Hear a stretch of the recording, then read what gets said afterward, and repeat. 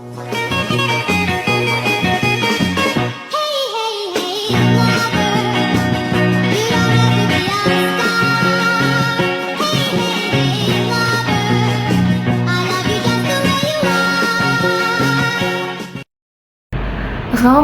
warahmatullahi wabarakatuh. Selamat pagi, siang, sore, dan malam semuanya.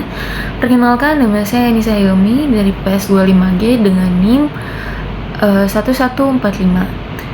Pada kesempatan ini, saya akan menyampaikan kritik terhadap pemikiran Friedrich Nietzsche, seorang filsuf Jerman yang terkenal dengan ide-idenya yang sangat berani dan sering kontroversial. Ia dikenal lewat gagasannya tentang Tuhan telah mati, manusia unggul, nihilisme, dan kehendak untuk berkuasa. Walaupun Nietzsche adalah pemikir yang sangat berpengaruh, banyak gagasannya yang perlu kita pahami secara kritik karena sering dibilang kontroversial. Yang pertama itu ada Tuhan telah mati yang dinilai sangat bersangkut paut dengan agama. Ia menyatakan bahwa Tuhan telah mati bukan benar-benar Tuhan sudah mati, tetapi maksudnya masyarakat modern sudah tidak lagi memegang nilai-nilai agama yang seperti dahulu.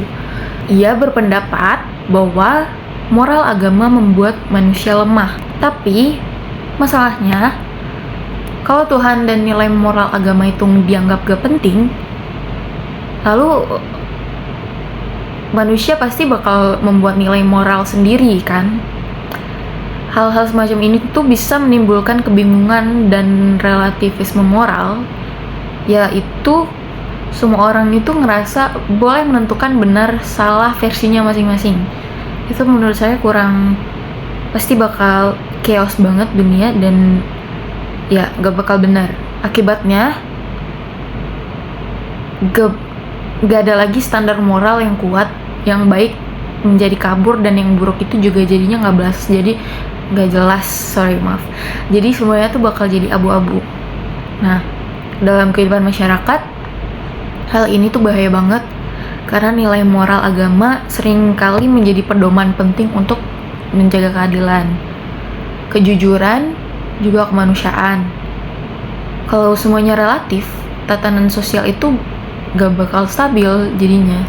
Jadi menurut saya gagasan beliau tentang Tuhan telah mati ini gak relevan dengan kehidupan saat ini gitu. Yang kedua itu beliau juga mempunyai gagasan tentang manusia unggul yang sulit dipahami atau yang sering disebut dengan Übermensch. Jadi melalui konsep Tuhan telah mati, beliau itu mengusulkan solusi yang bernama Übermensch atau manusia unggul yang sulit dipahami. Jadi manusia unggul adalah mereka yang menciptakan nilai moralnya sendiri dan tidak bergantung pada aturan luar. Kenapa saya nggak setuju? Masalahnya konsep ini tuh gak realistis ya, karena gak ada kriteria yang jelas siapa yang bisa disebut unggul dan apa batasannya. Yang kedua pasti dapat disalahgunakan, yang menunjukkan bahwa konsep ini tuh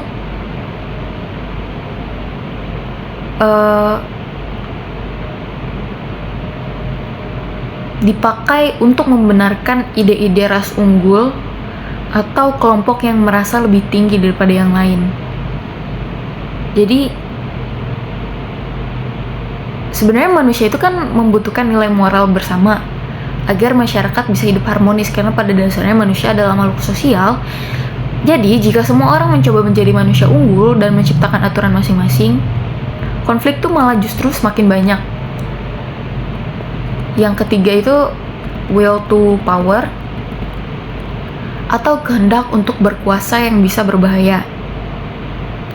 Nietzsche itu percaya bahwa inti kehidupan manusia itu kehendak untuk berkuasa atau dorongan untuk jadi lebih kuat, untuk menguasai diri sendiri. Dan bahkan menguasai orang lain. Memang benar mungkin manusia perlu berkembang dan menjadi lebih baik, tapi jika semua tindakan didorong oleh keinginan berkuasa, maka kerjasama itu bisa berkurang. Empati, belas kasih, dan solidaritas itu dianggap sebagai kelemahan.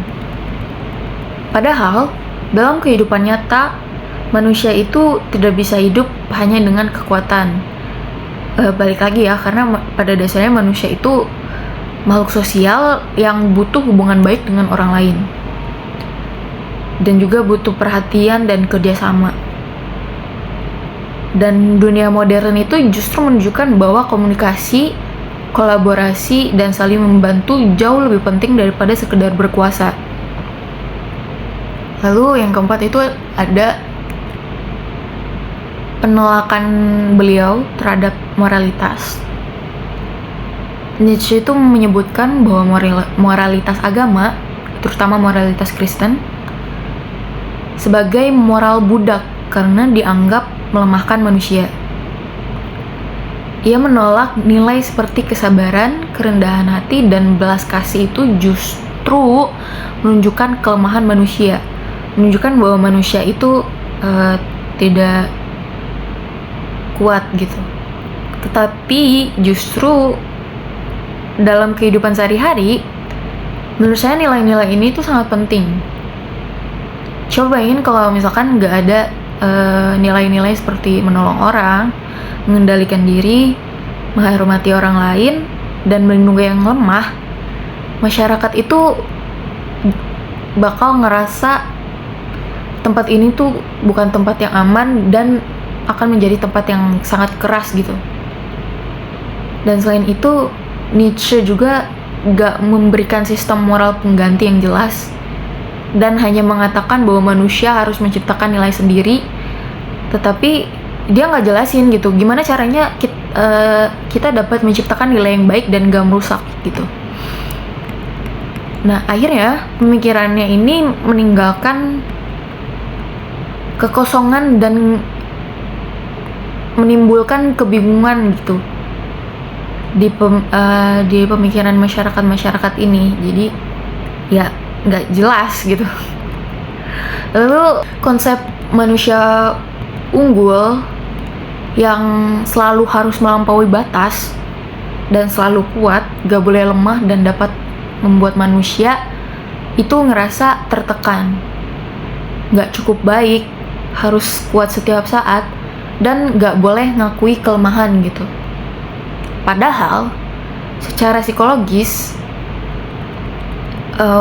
manusia itu wajar memiliki kesalahan, karena ya namanya manusia, kita butuh istirahat, butuh bimbingan, dan butuh hubungan emosional. Tidak semua orang bisa hanya memegang prinsip kekuatan dan kehendak berkuasa di saat mereka hidup gitu. Karena itu pemikiran Nietzsche itu menurut saya terlalu menekan aspek kekuatan, tapi dia ngabain aspek penting lain seperti keseimbangan, kesehatan mental, dan kebahagiaan. Sebenarnya Nietzsche ini adalah pemikir yang brilian dan berani ya.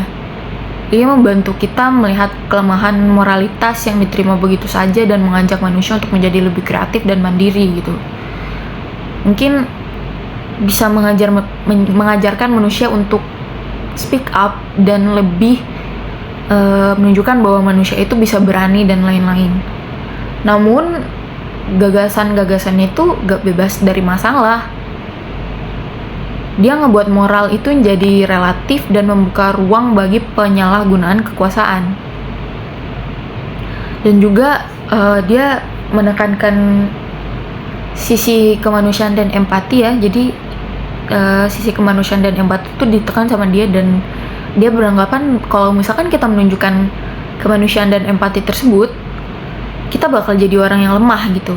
Dan yang terakhir tuh dia nggak nunjukin panduan etika yang jelas tentang solusi dia untuk terhadap pemikiran dia yang seperti itu gitu. Solusinya gimana kalau misalkan dia menganggap bahwa manusia lemah dan kecil kalau misalkan menunjukkan rasa kemanusiaan dan empati, solusinya untuk memperbaiki hal tersebut tuh gimana gitu, selain dengan mempertahankan kekuasaan dan memperjuangkan hal tersebut, karena pada akhirnya itu bakalan jadi penyalahgunaan kekuasaan itu sendiri gitu. Mungkin segitu saja kritik saya terhadap pemikiran Friedrich Nietzsche. Mohon maaf apabila ada kesalahan kata dan kurangnya saya. Terima kasih. Wassalamualaikum warahmatullahi wabarakatuh.